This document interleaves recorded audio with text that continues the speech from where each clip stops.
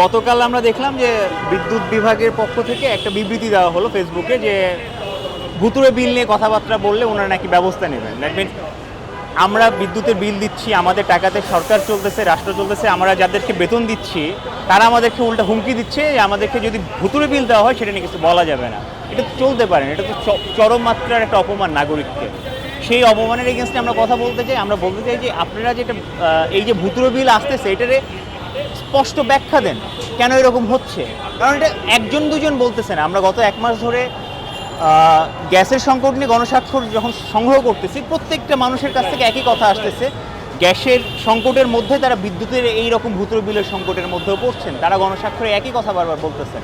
তাহলে এটা তো একটা ইস্যু, আপনাকে এটাকে ইস্যুকে অ্যাড্রেস করে বলতে হবে এটার সলিউশন কীভাবে হবে। আপনি উল্টা হুমকি দিতে পারেন না।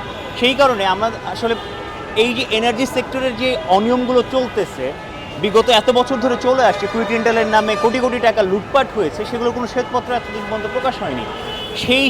সেই বোঝাগুলো নিয়েই আমরা কিন্তু চলে আসতেছি। এখন বোঝাগুলো থেকে বের হওয়ার জন্য তো আমাদের একটা পথ পরিক্রমা দরকার, সেটা নিয়ে আমাদের কথা বলাটা শুরু করা হচ্ছে। কয়েকদিন আগে আবার ঘোষণা হয়েছে বেশ কিছু রাষ্ট্রায়ত্ত প্রতিষ্ঠান প্রাইভেটাইজেশন করা হবে, প্রাইভেটের ইয়েতে দিয়ে দেওয়া হবে।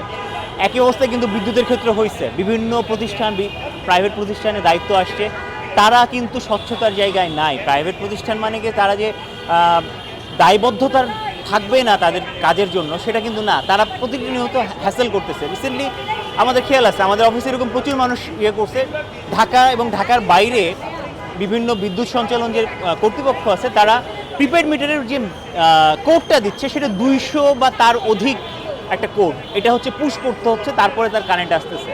এই যে অনিয়ম এটা নিয়ে কেউ কিন্তু বলতেছে না, তারা অ্যাড্রেসও করতেছে না। মাসের পর মাস আমাদের যে মিটার চার্জ দিতে হচ্ছে, আমরা তো মিটার কিনে নেওয়া মিটার বিদ্যুতের, সেটার চার্জ কেন আমাকে আবার দিতে হবে?